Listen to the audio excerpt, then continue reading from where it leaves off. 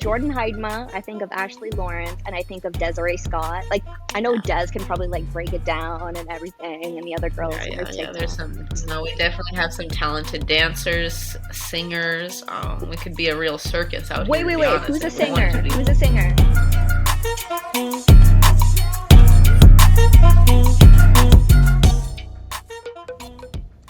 Hello everyone, what's up? I am so excited to have everyone here with us for the second episode of the Female Footy Forum. We've got Alex, Maria, and Julie here, and we are so pumped to have you back. Super important to us to have you guys following, subscribing, liking, commenting, doing all those good online social media etiquette things to keep us at the top of the page and to keep promoting more content from us. Just before we get started with today's episode, though, we want to make sure we are wishing everyone a happy Pride and Indigenous History Month. Woo! And we just want to take a quick moment. TF3 would like to take a moment for the 215 children found at the Kamloops Residential School and all communities affected in their time of pain, mourn with the grieving families, and honor the lives of over 4,100 children across Canada who never came home. It is really important to us here at TF3 and TFF as a whole that we continue to honor our passion with inclusivity, making sure everyone has a space at the table, making sure all voices are heard, and these are some very important moments in history and moments in society and culture and all of the above that we really want to highlight and just celebrate and make sure everyone feels welcome to be a part of this platform and to speak up and be heard. So we just want to kick off with that. And thank you so much for tuning in. We've got a lot of amazing stuff we're going to cover on this episode. Again, obviously, we're going to be talking about the Olympics that are coming up this summer, the 2020 Tokyo Olympics. Rosters are being announced, training camps are being announced, pre-training, training camp, exhibition games are coming up. There's so much stuff to go through. Who made the team? Who should have made the team? Who's yet to make the team, all that good stuff. So very excited for today's episode. Yeah, and very excited for our guest. I can't wait to have her on and have a great chat with her about everything she is doing and what she has going on currently in her professional career. And we got a little bit of some tea as usual. Excited for that sip. So coming your way, we're talking about big mom energy. What does that mean? You'll find out. We're also talking about the 15-year-old soccer player who is trying to sign for a NWSL professional contract. And so we'll chat about that. And then we're also chatting about the Megan Rapinoe and the Gotham FC banter, which has been really fun. And then finally, we're also talking about the Canada Soccer jersey and some facts that we found, but also trying to be respectful and all that good stuff. Okay, move on. So we're just going to dive right in because we want to make sure we're getting through all this stuff, we're covering stuff, and let's just dive right into we'll start with the US roster. We'll just get through with that one because, you know, they're obviously a big ticket team. There's a lot of expectations for them to perform. And it's always interesting to see that star-studded lineup. So, thoughts, comments, anyone that missed, shouldn't be there? What do you guys think? I feel bad for, the head coach, which I'm forgetting is, his name at the moment, but yeah, I feel bad for him because it's a 23-player roster and there's complete powerhouses, and I just how are you gonna choose? Yeah.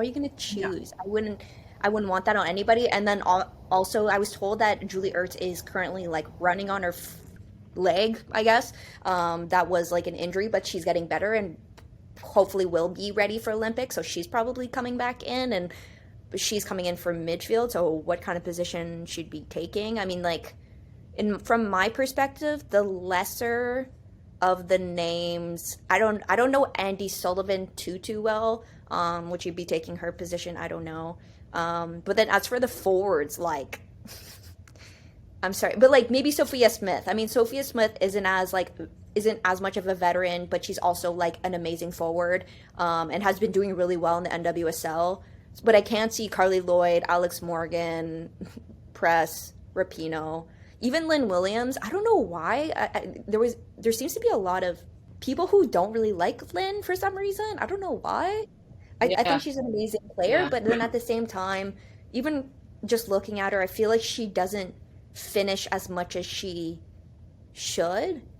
Um, and I feel like she can do better with that. I don't know. I don't know. But then, even from my perspective, I'm a huge Lynn Williams fan, but at the same time, I can understand in that I feel like she hasn't been finishing as much as she could be. I feel like she could be a little bit more technical personally, in the final third, but that's just my thoughts. And then also, Alex, you sent us the Atlanta Cook big transfer Yeah. news, so I don't steal your thunder, but she transferred over from PSG, which is amazing, to OL Reign. So we're hoping that OL Reign will kind of, with the massive names coming in with Alana Cook, and of course we had Rose Lavelle coming in, and then also Eugenie Le Sommet, another massive name from Lyon, coming in. So anyways, I just really hope they have such a, you know, when it shows on paper, you're like, oh my god, this Yeah. team's going to be stacked, and then they're not showing up. I'm hoping that kind of changing things around, with these big names. But anyways, what are your thoughts, Maria? Yeah, so I think for me, like I think everybody can attest in women's football and looks at the states and says, how are you going to pick these players? Like everybody knows that no matter who's coming into that camp, they're at another level. The system's just so great and designed there. I'm just looking forward to seeing new players, and I feel like most are vets that have been in one or more camps where there's a lot of new players not really joining the camps with the States, but having those exhibition games against Jamaica, Portugal, and especially Nigeria. I love anyone who plays Nigeria. I think Nigeria football is Yeah. unique. It's very aggressive, and I think that's good for the States to be put under that pressure. I think they don't do well when they come against an opponent that is going to be giving them that aggressive play. You start to see tempers flare and teams break down the States, which is definitely not easy. So I'm very excited for those games, especially the Nigeria game. I know they're not ranked as high as Portugal, and I know Jamaica's, I think, the lowest rank. I think they're in the middle, Nigeria, between the three, but playing those games in Texas under those hot weather, they obviously know what they're doing. But super excited to see who works together, who vibes well, if the new players are going to do well, and kind of who you pick, because that lineup is just amazing. So I'm looking forward to watching those games as well in the build up Yeah, to the it's one of those Olympics. like you hate to love them because of course you want Canada to do well, and you don't want it to just be the U.S. domination yet another year, in a row. But I do appreciate how much talent is there. I appreciate the watermark that they kind of set, and they really set a standard to bring the game up to the next level. Whether it's media coverage, equal pay, and just like the quality of players. So I really do respect them for that as much as I want them to lose. But I really appreciate what they bring to the women's side of the game. So definitely excited for that one. Woo! Looking forward to it. Yeah, and I know they're not the only hard selection. I know we'll talk a little bit now. We could kind of transition Mm. into maybe Great Britain, which I know we've talked before the recording about. First of all, I know we're trying to figure out and wrap our heads around that Great Britain and why they need to be Great Britain and not be Scotland, Northern Ireland, Wales, and England. Yeah, so I think just putting those four countries and picking an 18 woman roster is going to be so difficult. And I know they've picked their team, and I know we'll dive into that. But to pick styles of play and from four countries, players that obviously were left out, and they left out, and I know we were shocked by some of the selections in there. So I just can't even imagine what the thought process was behind that. But we're looking at this roster and okay, they have their AT picked and some reserves. Now, how do you get these girls and women ready for such a big platform like Yeah, the no, I think Olympics? that's such an like a great point and something to discuss for sure because you look at this and the amount of people that aren't going to be in these Olympic Games, it's kind of a bummer because you have some really big names that don't get included and players that really bring an element to the game that we want to see, and we're not going to get to see them in these games. And it's kind of a bummer that that's happening, quite honestly. Like, that, you know, you want to see Beth England up top. You want to see Alex Greenwood making stuff happen. She's such a star, a figure, like, you know, in the women's football game, and being on Man City and just having a really good season, in my opinion. And, you know, she felt the same way too. In a tweet that she posted, you know, she felt like she had probably one of the strongest seasons she's ever had, and to not make the list, I'm sure, is a major blow for her. So just really interesting, and kind of a bummer that you're not going to see some of those big names for sure. When Chloe Kelly went down in that game with Man City, I was so sad. She's in form, she was in form, completely killing it. Top player for Man City. I just feel so sad. And honestly, Beth England is a powerhouse, but I know she hasn't been getting the minutes that she has been wanting, because I think she was coming off of an injury. Correct me if I'm wrong. I'm trying to remember. But that's why she wasn't playing, so I get that. I mean, that's why we were so surprised that, not so surprised, but at the same time, when I looked at England when they played Canada, I just thought that they were gonna come out, just because they have so many amazing, well-known players on their team. So so happy for Canada to beat them, of course, but I hope they also are able to maintain the same caliber of play, quality, whatever, against Great Britain when they play them in the Olympics. So I'm really looking forward to that. But yeah, it's tough, and we obviously know of Rhiannon Wilkinson, and she must have been a part of those conversations and stuff to make this specific team. So I would have loved to know their thoughts behind it, but I don't know. We might never know. Who knows? Yeah, and it's going to be hard for any coach to make these selections because of the size of the rosters, for anyone that's attending. But yeah, when you think of like powerhouses in the female game, and I know we're highlighting some of those countries, it's definitely difficult, and you would love to be a fly on the wall for those conversations when they're being had, and what the characteristics are and what they're looking for. And again, it's such a short period in the professional game to get together in a camp that might last only a week, find those connections and say, okay, these are the players we're taking. This is who's going to gel well together. This is who's going to work well together. So yeah, would definitely love to be a fly on the wall, especially with those selections. What do you guys think of Rachel Daly? She's like a striker in my head. She's a striker for Houston Dash. She's a striker for West Ham. Why is she placed as a defender for Great Britain? Do you guys know that at all? I'm just really confused.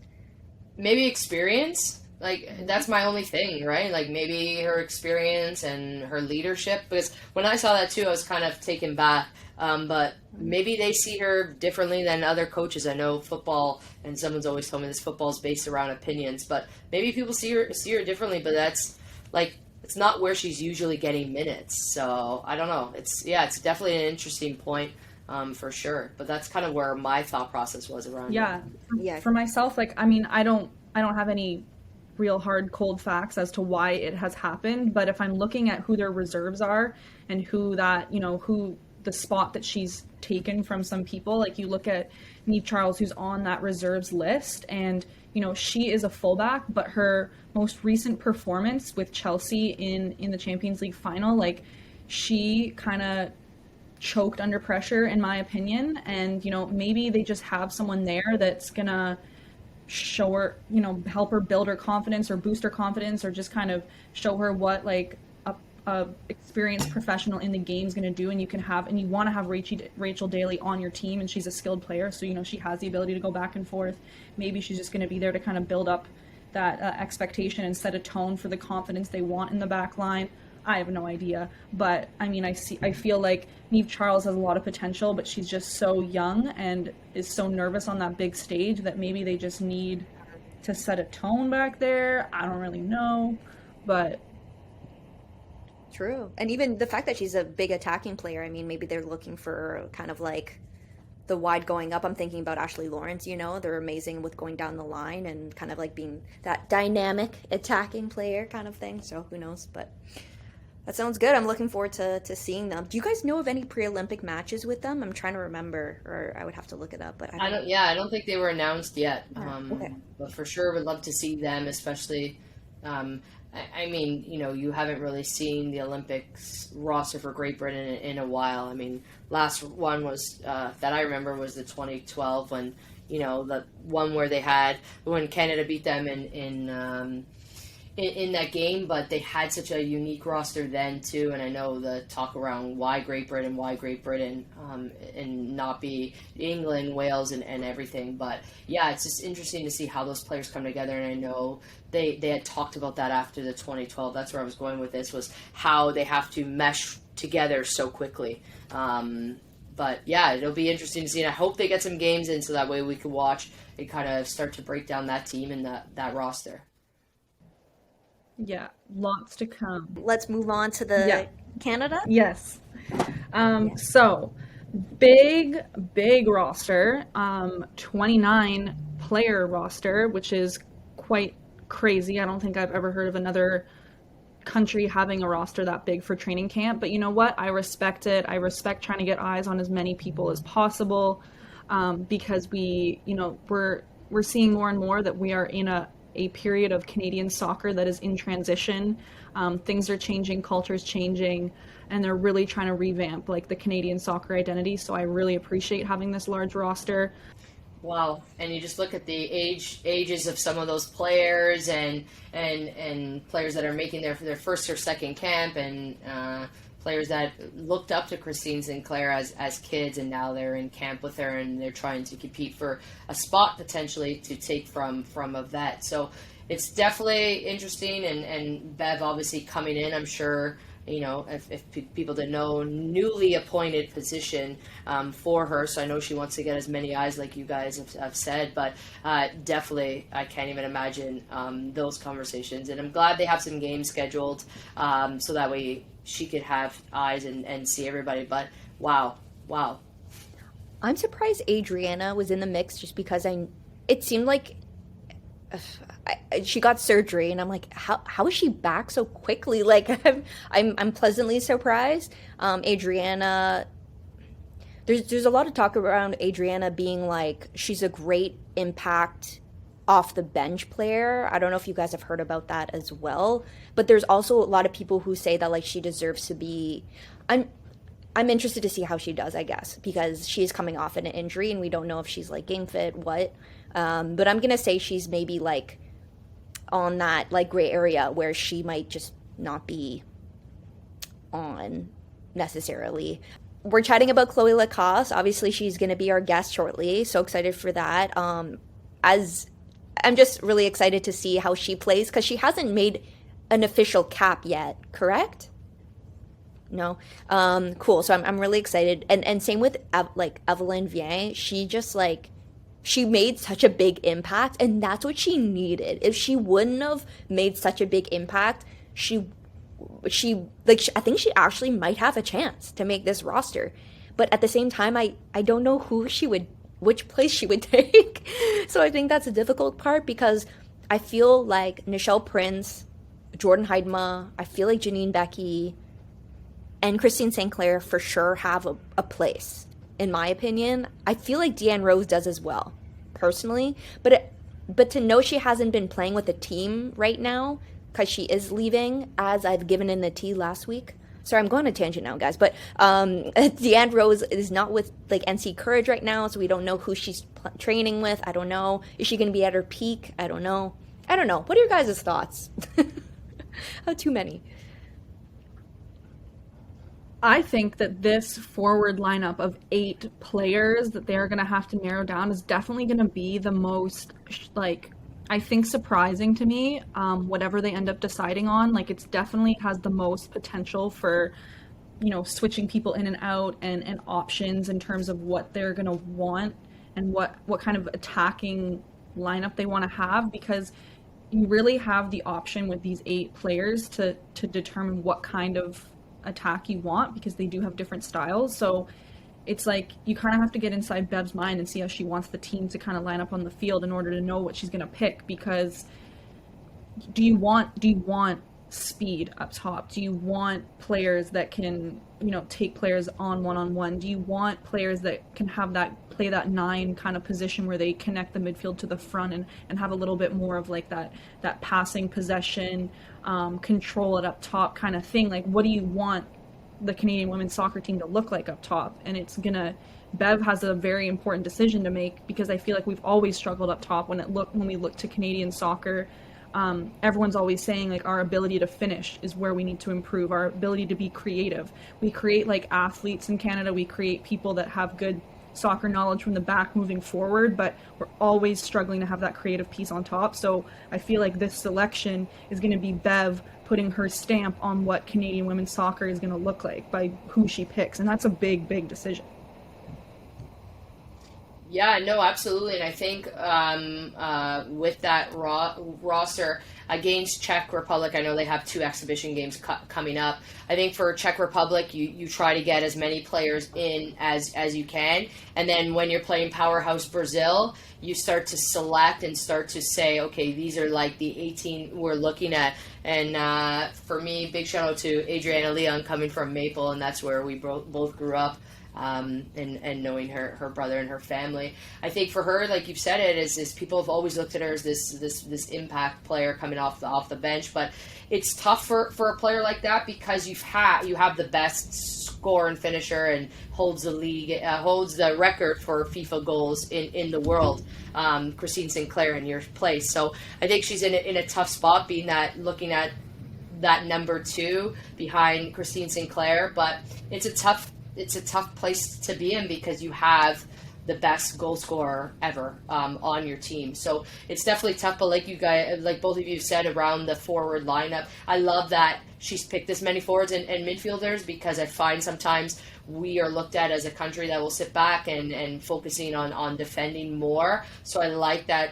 I'm guessing based off this where she's going is attacking mindset, which is great to see. So I'm so looking forward to, first of all, seeing the group against the Czech, but especially for this preseason or pre-Olympic game against Brazil. And maybe we're starting to see the Olympic team coming in. And in my opinion, if I was the coach, I'd be putting my 11 players for sure that I know I'm taking that are starters against Brazil, and then maybe the rest coming off the bench. But it's definitely exciting for Canada to be playing a powerhouse like Brazil, who's ranked 7th, and see how they do. Heck yeah, this is going to be exciting. And so Czech Republic is ranked 27th. This will be the first time that they meet. And then Brazil is ranked 7th. Canada has lost 2-0 against Brazil in the She Believes Cup. So we're really looking forward to that. And for our Canadians, we're really excited that it's going to be streamed on OneSoccer. OneSoccer, love OneSoccer. They do have I just recently purchased the monthly subscription, which is just about $9.99. Super affordable, guys. So make sure to go check that out and support our local station so that they can keep putting out amazing Canadian soccer content. Shout out. Cool. Respect. Yeah. We need to keep promoting and keep just like encouraging them to show content because we need to get more access to watching 100%. So shout out to OneSoccer.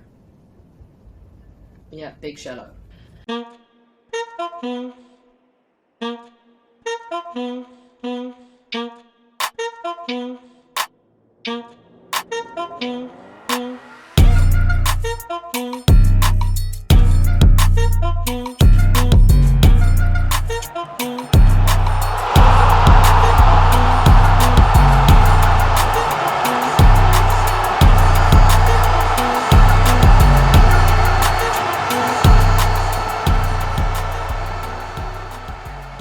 Okay, I'm super excited to announce and introduce our second guest on the podcast and our amazing guest for this second episode here. We've got Cloé Lacasse joining us from Spain. Very exciting right now. You are currently in the Canadian women's national team training camp for the 2020 Tokyo Olympics. We are so privileged and excited to have you here with us. This is a really, really big deal for the podcast, and we are so excited to hear all about you, what you've been up to, and what it is like to be at training camp right now in 30-degree weather.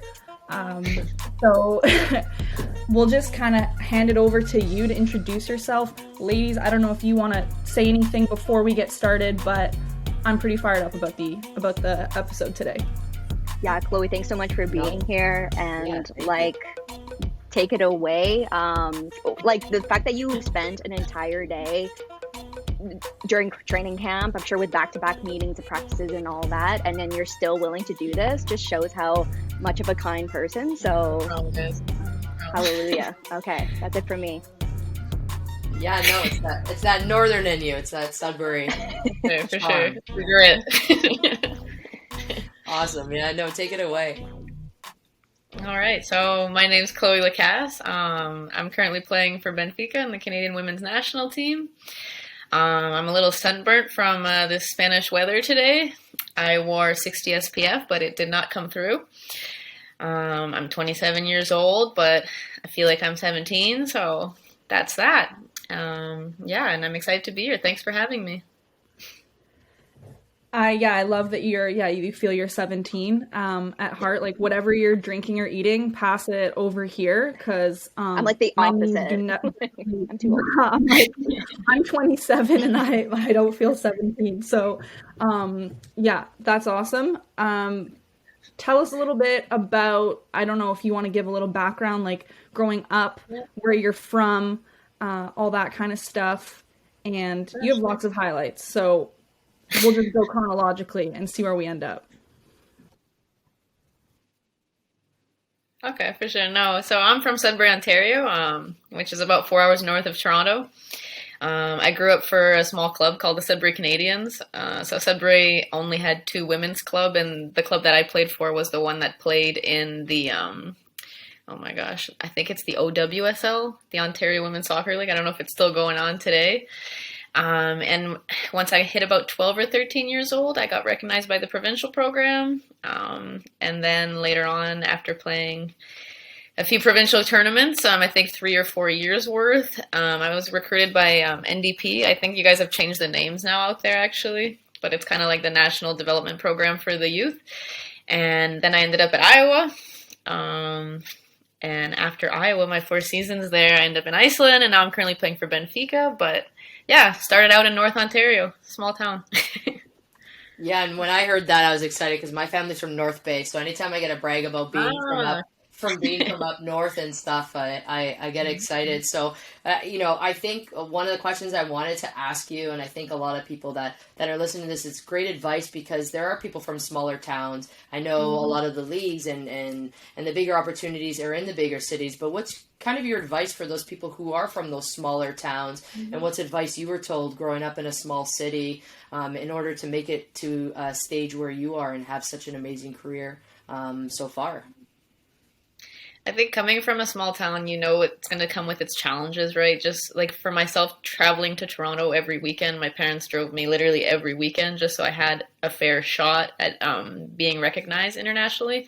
But it's just about having a solid foundation of people helping you, right? Especially growing up in Sudbury, I had the same coach throughout my whole youth, teens, like it was the same coach. And he was really passionate about soccer, which you don't see all the time, especially in northern parts of Ontario. It's all hockey, right? So for me, it was definitely finding those core people that wanted to help me, even though they didn't necessarily have the knowledge. You knew they were all in for the journey. And still to this day, they check up on me and they love seeing the progress and just, they back you 100% because you're not going to have 5 to 6 coaches within a season like the kids in Toronto do. But you're fortunate in other ways, and these people are genuine and they really want you to succeed. That's awesome. And to speak on, so why did you end up going to Iowa? What kind of drew you to that? And just to touch on a few of your accolades, I know you're probably like, stop, this is too much, but I want to draw to it. But so you were the team's top scorer in all 4 years, and you were a first team All Big Ten selection, which is nuts. So what kind of drew you to Iowa? So I checked out a few campuses, and honestly, at first, coming from a town that gets like meters worth of snow, I want to go to a warmer climate. But later on, after doing a little bit of research, I found out that I wanted to play for a Big Ten school.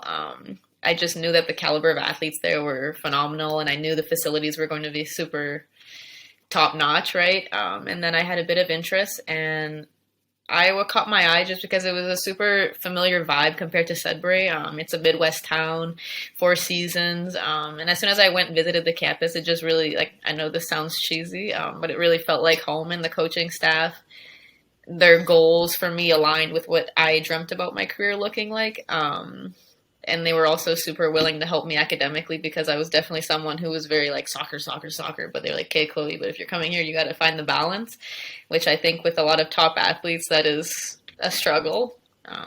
So I think that was that. They just aligned their dreams and goals for my career and also for the teams, and it linked up. And speaking of career, so what was your major / like undergrad in? I'm curious.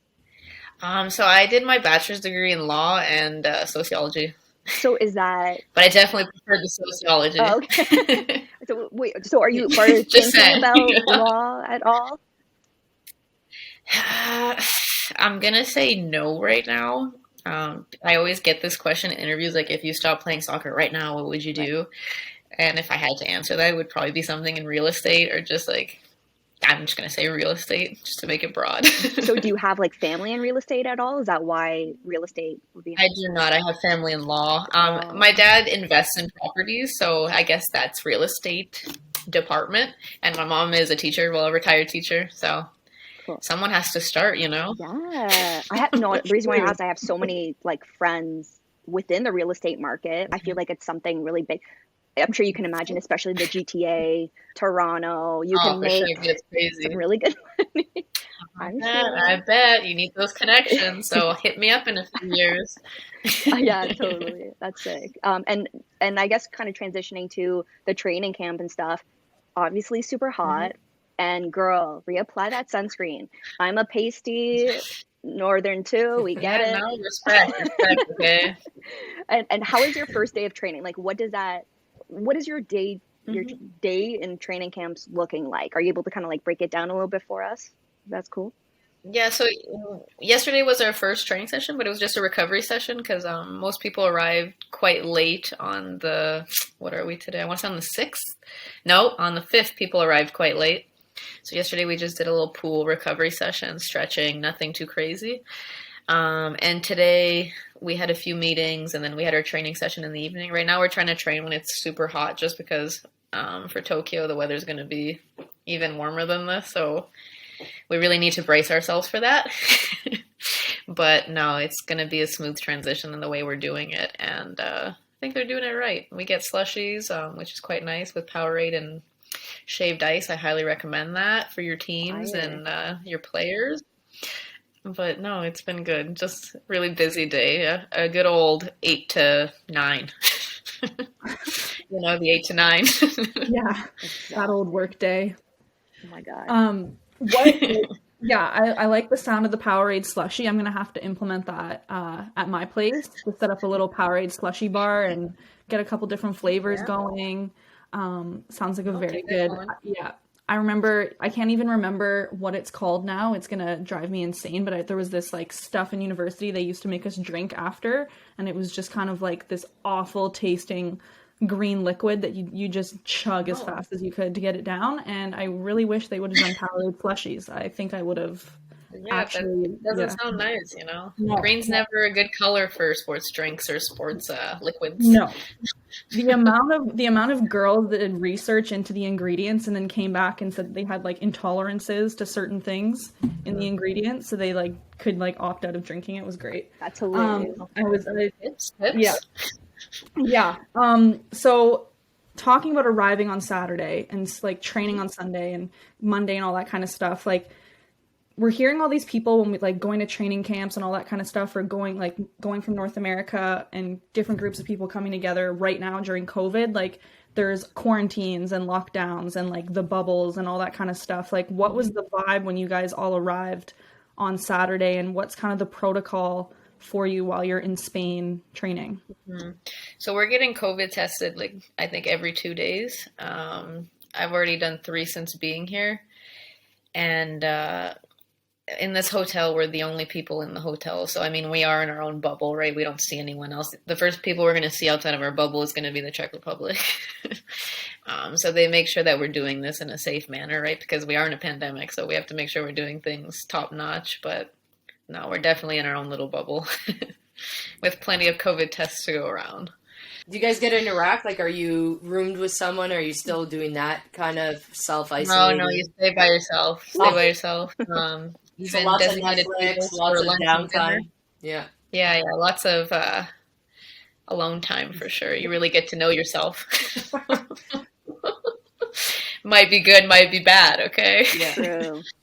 We were thinking about that. We were like, I wonder if she's going to be rooming, like doing this podcast while this person's like, shut up, like trying to get something. Yeah, for sure. No, just me, myself, and I. That's sick. But for our lunches and like any type of meal, we have designated tables. So even then, we're making sure that we're like limiting the spread in a way. So they're always cautious of that. How do they communicate to you that you've been selected for this training camp?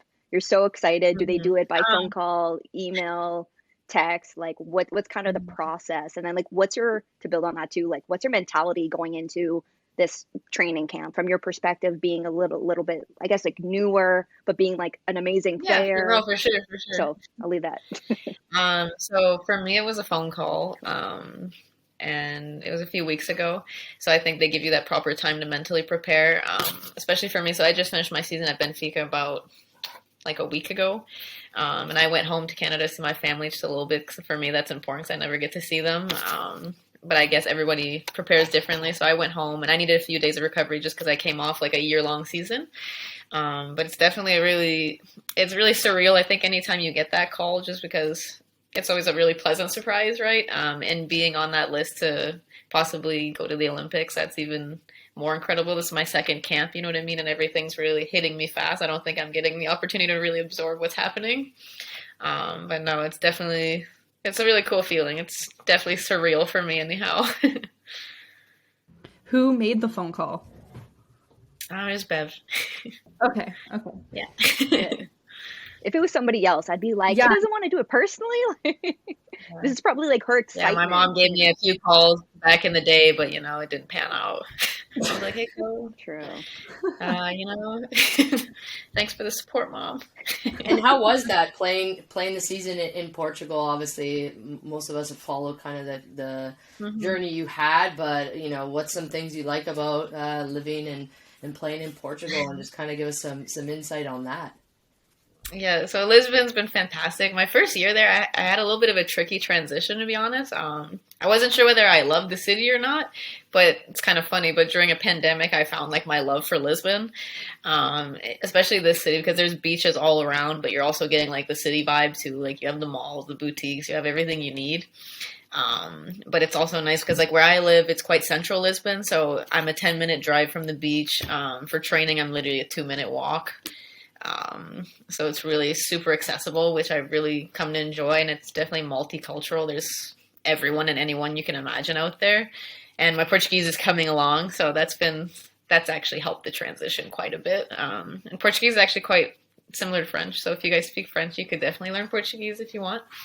But no, it's been a fantastic season. It definitely came with its challenges with COVID, but at the end of the day, we won the title, so I can't complain.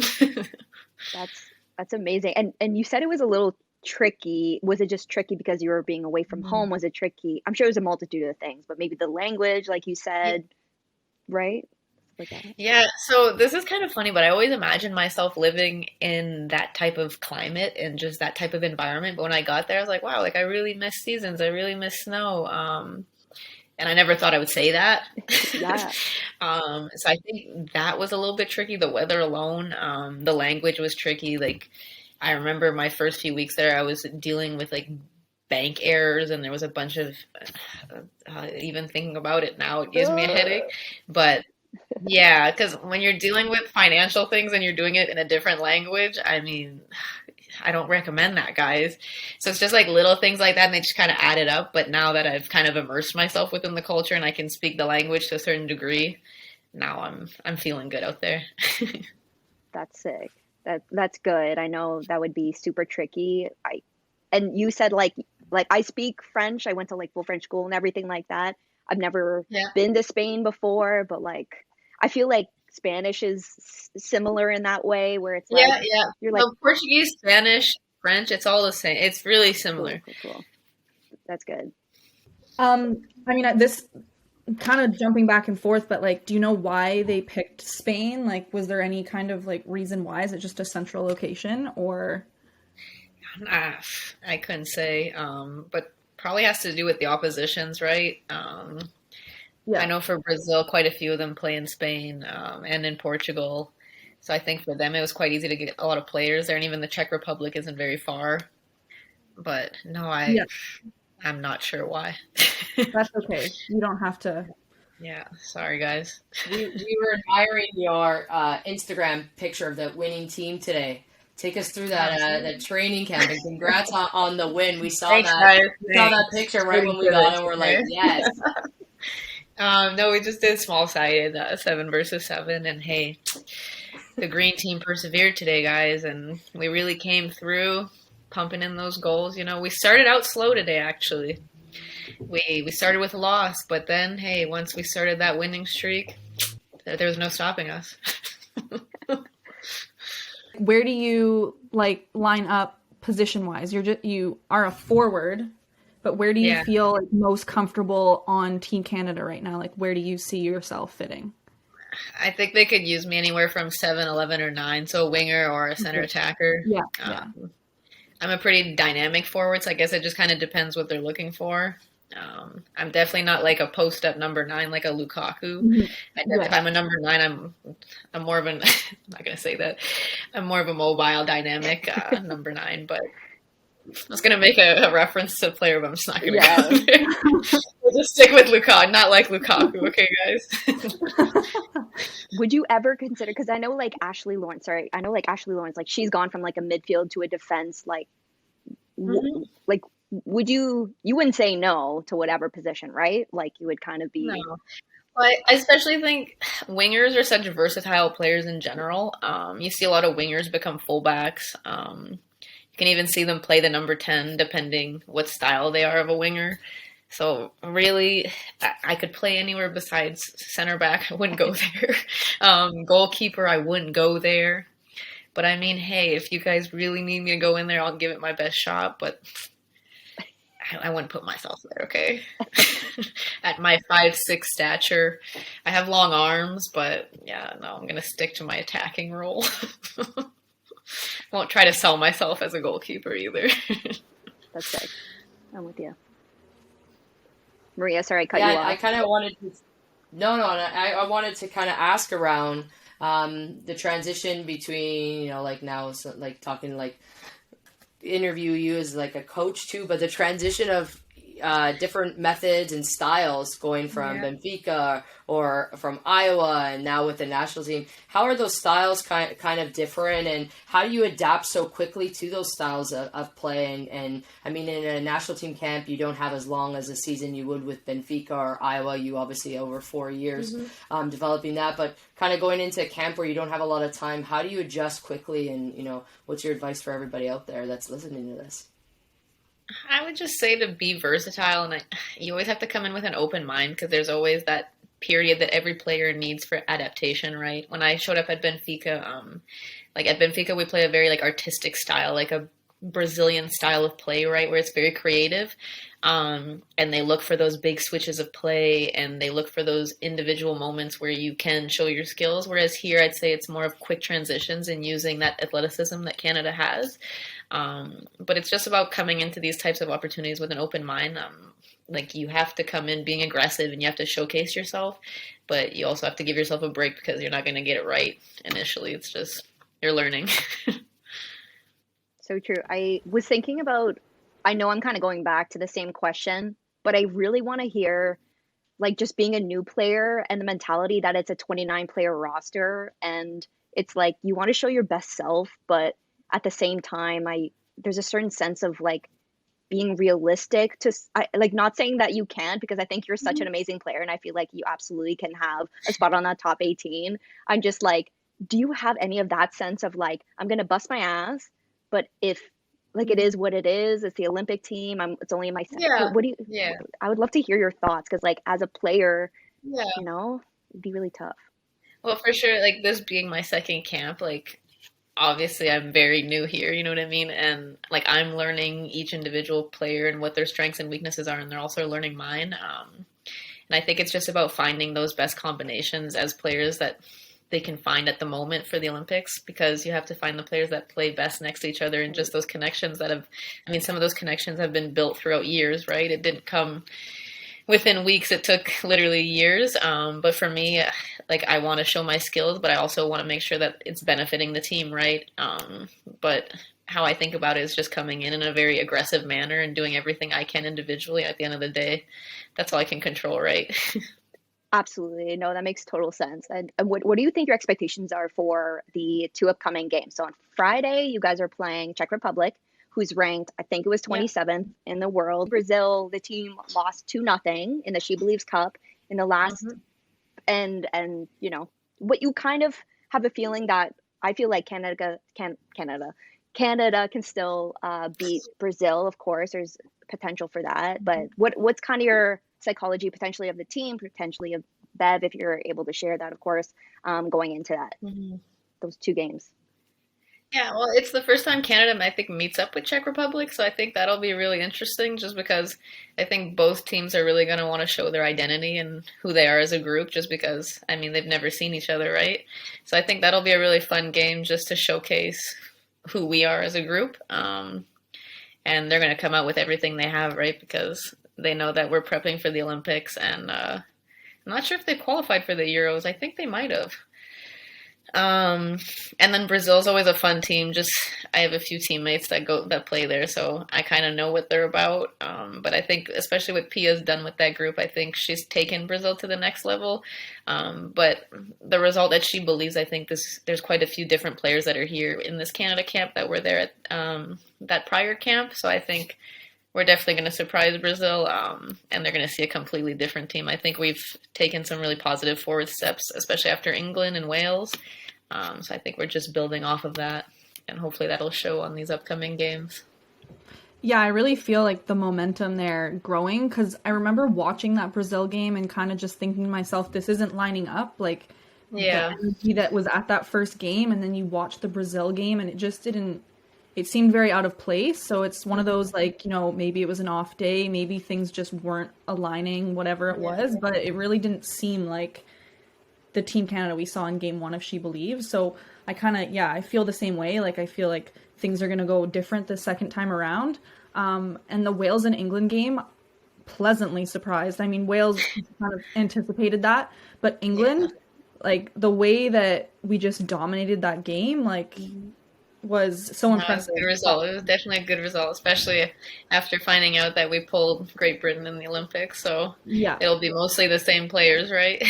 Yeah. Similar roster. Yeah, 15 out of the 18, I think, were England, and I was like, true. But yeah, to touch on that, just the fact that they have such powerhouses, I was just like, oh my God, England's gonna destroy. Like, they're so amazing.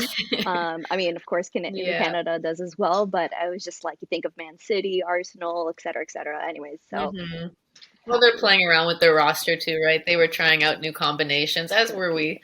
But I think everyone's just trying to prepare the best way they can, and they have to take a few risks here and there in these friendlies just to see what works and what doesn't. True. So I think that's what makes these games in preparation for the Olympics a little bit more fun as well, because you're seeing a few things that I don't think normally you would necessarily see. So true. So there's some pleasant surprises and maybe a few not so pleasant, but it's a part of the experience. So true. On experience too, I was wondering what it's like to be in a team meeting or in a session or in the locker room with Bev. Like, what is she like? I mean, you can see her when you're watching on TV or live stream or whatever, but what is she like to just be in training with? Yeah, she's definitely super driven. She knows what she wants, and she's very excited to be with this group. Of course, she was back in the youth teams with Canada, so I think she knows what Canada stands for. And now coming back to the full women's national team, I think she's super excited and motivated to show what she has and also bring this group to the next step, right? Because this group has gotten 2 bronzes now, and I think this group is ready to take the next step. And I believe Bev is extremely motivated to be the person to lead the group and give them that opportunity. What kind of coach style is she? Like, is she, I don't know how to word it, like not cheerleader or drill sergeant or, you know, like between those, but what kind of like, what's her coaching style? Mm-hmm.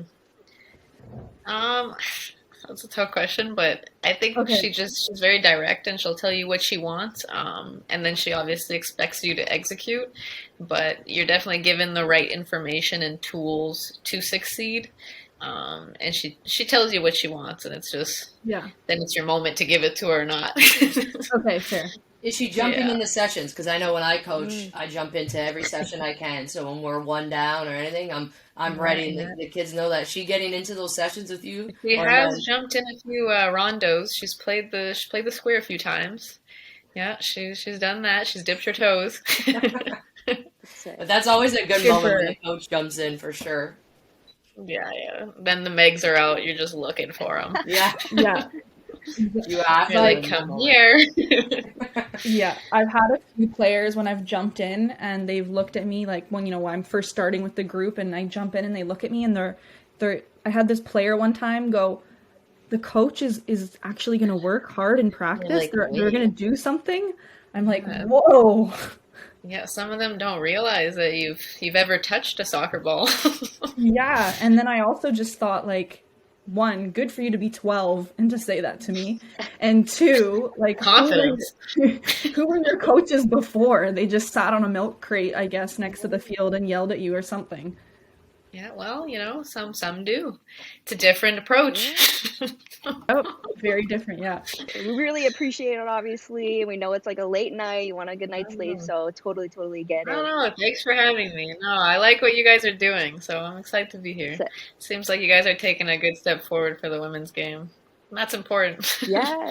Especially in Canada, it's extra important, okay? So I want to be a part of it. It's true, a lot of... Yeah, it's long overdue. It's a big deal, and it's a positive transition that you're starting to see, you know what I mean? People care about women's soccer now, and I mean, hey, girl power, we gotta stick together, guys. Or gals, sorry. I know, like, you see it on Twitter, or you see it is there talks amongst the team? Like, I know we're so involved, and we've talked about before, like, getting a professional league here. Does that talk get into camp? Like, are you guys talking about that, or is it, like, recognized that this talk is happening and this build-up is happening for hopefully one day an NWSL team or some kind of professional league here? Do you guys know about that's happening behind the scenes and all of that? And if you can weigh on that. Yeah, I've definitely heard whispers about it. I've had conversations about it just because my family alone, they're like, Chloe, you're never home. You're gonna live in Europe the rest of your life. But I mean, there's so many Canadian players in the NWSL, right? And even in Europe, there's so many good Canadian players. So I mean, it's not like we don't have the pool to create a team. I think a Canadian team could be extremely strong, to be honest. And with that would come more support from the local scene. There'd be younger players that would have more idols, you know what I mean? Because I think that's a big part of it. When I was growing up, the girl that I looked up to just played on the local club team, but to me, this girl was everything, right? And I think it's about having those idols and also having the opportunity to see them play live. So it's not the same watching someone on TV and live, in my opinion. But no, I definitely think a lot of us would love for that to happen. And I think a lot of, I can't speak for everyone, but I believe a lot of these players would love to represent the first Canadian team in the NWSL. Heck yeah. Let's go.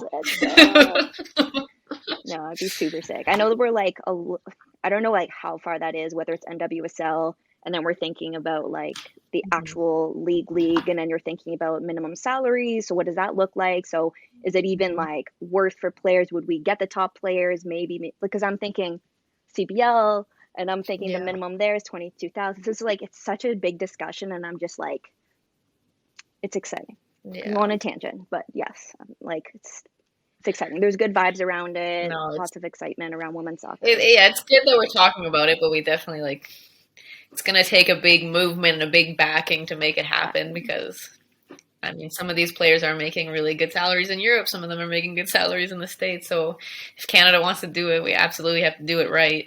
And we want to put our best freaking foot forward. Gotta represent. Which we can. We have the pool. Let me tell you, that's not the problem. But Yeah. no, hopefully, I hope I get to see it before I retire playing soccer. I hope that happens. So there's your challenge, Canada. Let's go. Let's go. Yeah. I'm 17, so it's not a problem, but you know, Mic let's get 'em drop.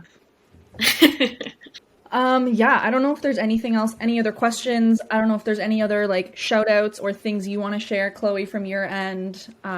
Give you the space to kind of do a little plug or a message or whatever you want. So yeah, floor's yours if you want it. No, like I said, I'm just really happy you guys invited me to this, and I think what you're doing is awesome. Whether you guys believe it or not, but this is huge for young girls soccer players and also little boys. Like you hear boys and girls now name women footballers as their idols, which is just it's crazy to think about for myself anyhow, because I barely knew I didn't know any professional soccer players growing up. So I think what we're doing here is definitely a positive stride forward, and I hope you guys keep doing this. And I'm sure a lot of people will want to be a part of it. And where people can follow you, I follow you on Instagram and Twitter. Do you have, I don't know, a Yeah, that's TikTok? it. Do you have, is there anybody anywhere Yeah. else? No, You're not those no, TikTok no. dancing. I'm on Instagram, Twitter. New to Twitter actually, but it's only been a few months, so I'm learning all about that. But Instagram's probably my main one. Man, Twitter, the soccer community is massive. You'll I'm sure you're realizing now, but like, oh my gosh, there's some Mhm. passionate fans on the Twitter sphere. Oh, there really are. But those are the people we like. We need to keep those people around. Yes, engage. Also, I appreciate like even myself. You don't know me. I don't expect or whatever. Like we don't know each other, kind of thing. But you've been liking my stuff and doing little things, and like that. Honestly, it really means a lot. And I'm sure you do it to others as well. And like it honestly really goes far. So I appreciate it because it makes it seem like you. Not saying that you are in any, but like it makes it seem like you're not above people, where I feel like you are. I definitely don't think that. Yeah, sorry. I was like, I think I've come across the So, right way, but definitely down here. it's like it's a good vibe. But no, it's like I said. I think we're a small community, and I think we have to stick together, and we need to expand, right? And that's how the women's game is going to keep growing. And I want to be a part of that, and I think more professional women's footballers need to be a part of that so that we get the opportunities that we deserve. Awesome. No, that's great. Are we going to see you in someone's TikTok dance from the national program? Because I know there's a lot of dancers in the chain room, a lot of people on social media doing a lot of stuff. Are we going to see you in any during this camp? I've been asked for a few appearances, but sadly, I do not believe you guys will be seeing one. And you know what? That's a good thing. You guys don't want to see me on that, okay? Right. Like my dancing is a solid 1 out of 10, okay? And that's being generous.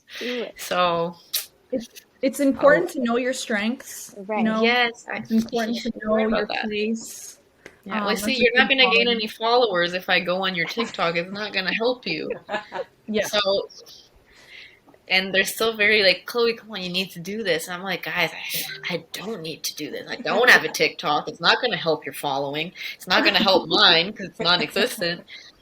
So I'm not seeing any benefits here for anyone. That's hilarious. Well, I think of Jordan Heidma, I think of Ashley Lawrence, and I think of Desiree Scott. Like, I know Des can probably like break it down and everything, and the other girls. Yeah. There's we definitely have some talented dancers, singers. We could be a real circus out here. Wait. Who's a singer? Who's a singer? Who do you think's a singer? Oh my god. Cincy. No. No. I don't think so. Who would be a singer? Oh, I don't think I've heard anybody sing. I could see like Des. You wouldn't. I don't think you'd. Yeah, she can sing. She can sing. But there's a wild card in there That's What is actually that? extremely good. I'm not even going to tell you guys. You guys get 2 guesses, and I'll tell you if it's one of them, and that's Ooh, it. Oh I feel gosh. Julie's like Team Canada everything. Give us the position, like midfield, forward, defender, No, goalie. if I give you the position, Oh, okay, you'll it's a know. goalkeeper. Oh, Oh. And is she at this Goalkeeper. camp? She may be, she may not be. Ah. oh, Erin Mm. McLeod. She has to be a singer. Is that your final answer? Oh my god. She's not Oh, at camp, God. but I think wasn't she singing with Orlando Pride a couple days ago? I'm going with Is Erin. this your final answer? Are you guys locking it in? This is stressful. I mean, Are you sure? I'll back Maria because Yeah, I like- really don't know. Because it I know Sabrina D'Angelo's like she used to run track, so like Maybe she's there's a for going voice. for high jump skills and long jump skills. Like I'd give it to her. Like high Um, jump, high notes, you know? Yeah. Maybe. Eh. Like, but yeah, I don't know. I could see Erin. She's a confident, outgoing person, chatty person. I could see her being like You center can't be stage silent with and a quiet mic. if you're a good singer. That's not fair. I have I'm no just basis saying, for I'm saying Erin. I'm going Erin. Okay. Okay. You guys are correct. Woo! And she Yes. is here. Oh, She's she here. is there. Good. Yeah, Nice. yeah. Keeping you entertained. Wait, because Riley yeah. Foster Well- isn't there, correct? And Sabrina kind of took, No. kind of like Sabrina's now. Yeah, But Sabrina's I mean, here. I Yeah. don't know what that means exactly, but it's like there's all these like under like even I'm just thinking even the U.S. teams, it's like, oh well, this person's not in it, but that doesn't mean that they're not being considered. Like maybe we just want to see other people, and you're just like, okay, you're not helping us. No, there's definitely a lot that goes on Right? that nobody even, you know what I Yeah. mean? Yeah, totally. Yeah. There's a lot of background info that no one really knows. It's all I right. can imagine. Keeping it mysterious. Yeah, I know, I can imagine. No, this was awesome. Thanks so much, So Alex. I'm not for wrapping coming on. Yeah. Thanks, guys. Thanks for having Yeah, me. I don't want to keep you anymore. I know Hope it's this bedtime. turned out good. Mhm, Yeah. mhm. Yeah, for sure. We'll be cheering you on this weekend. Yes. Very excited for everything that you have going on and everything to come.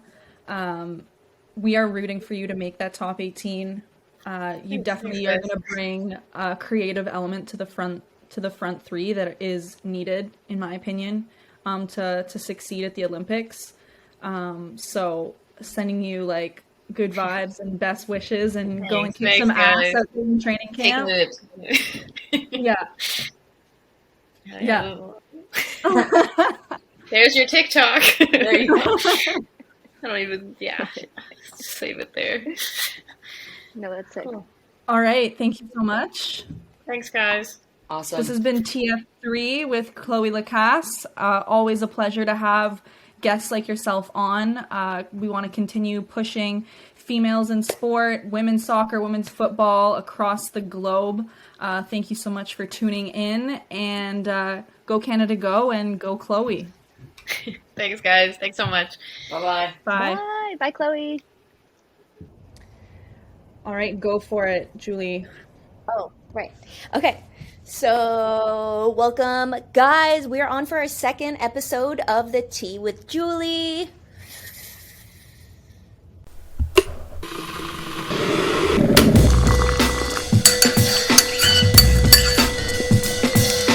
Sip, sip, baby.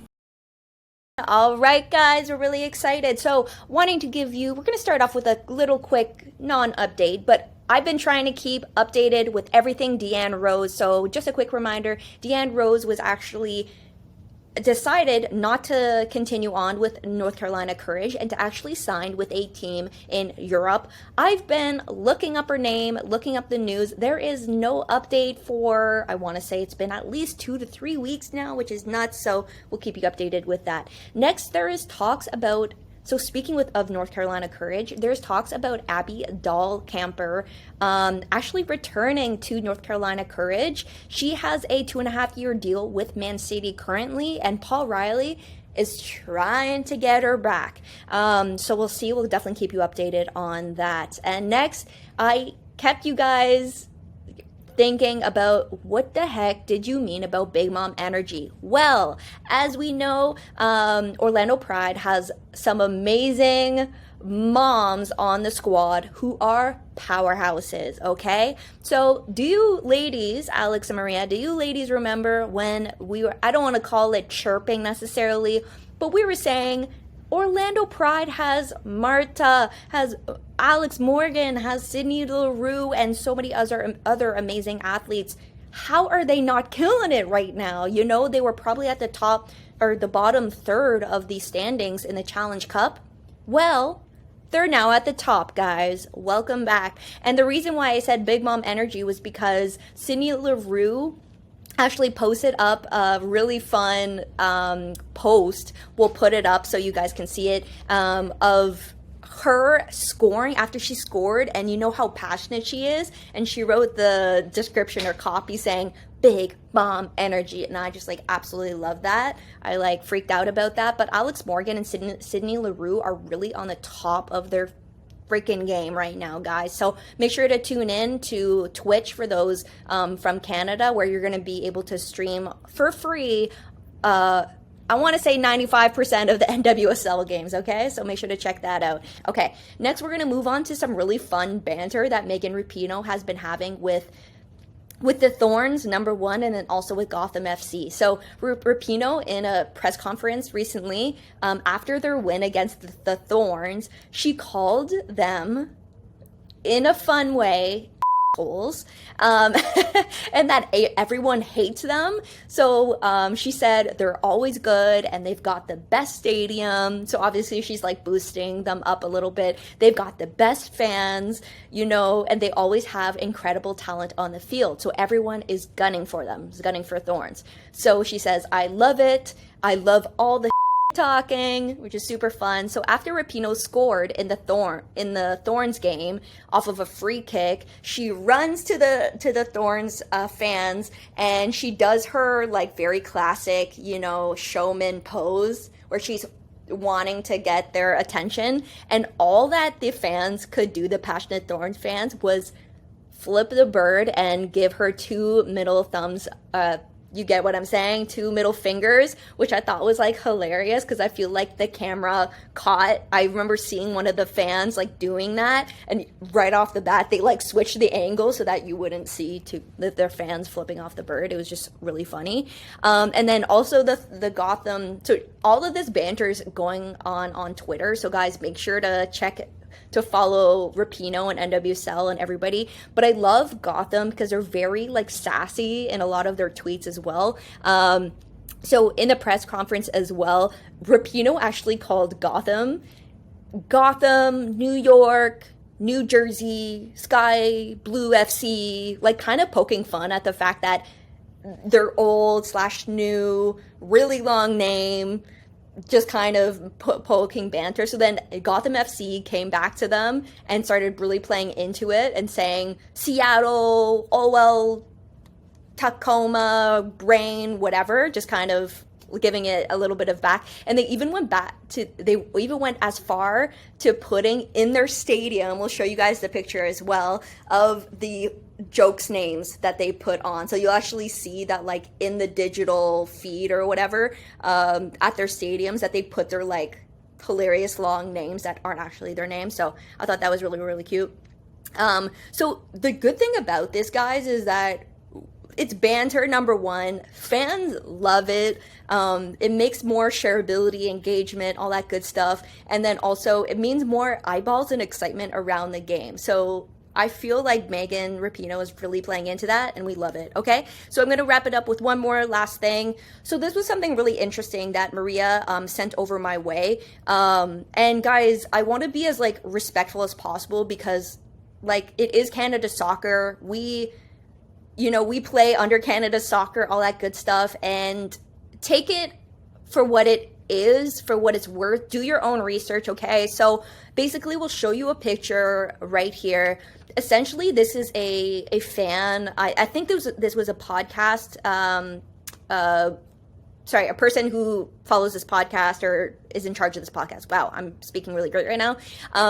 Essentially, they posted this up, okay? So what this is this guy is saying that the picture on the right is of a blank templated jersey. The actual, what's it called?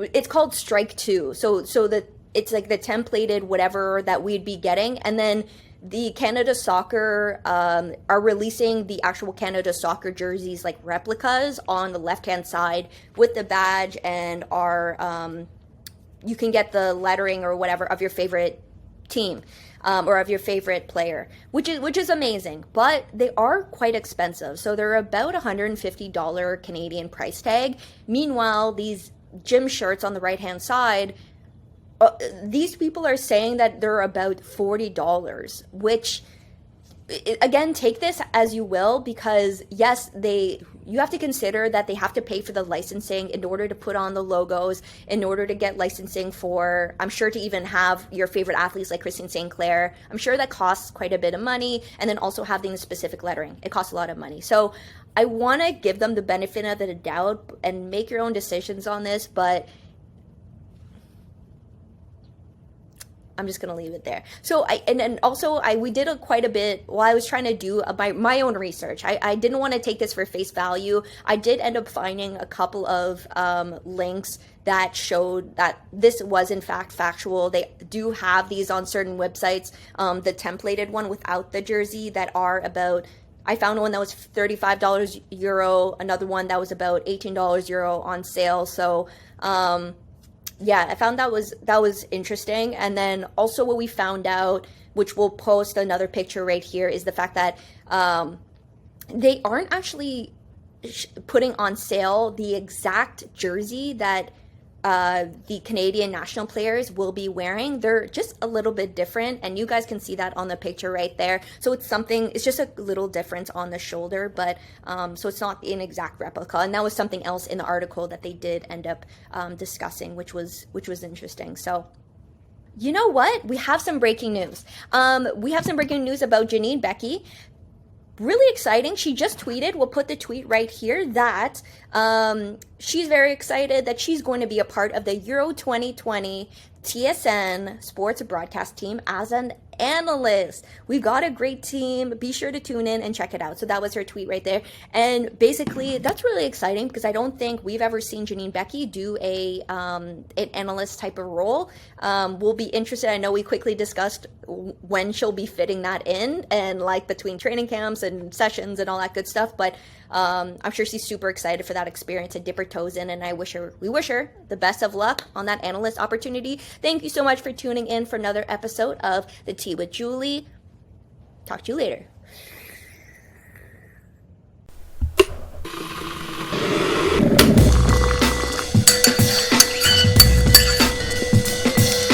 Sip, sip, baby. Thank you so much, everyone, for tuning in for another episode of the Female Footy Forum. We are always thrilled to have you here with us, tuning in for our conversations, banter, debate, guests, whatever it is. Obviously, the little tea with Julie at the end is not a segment to be missed.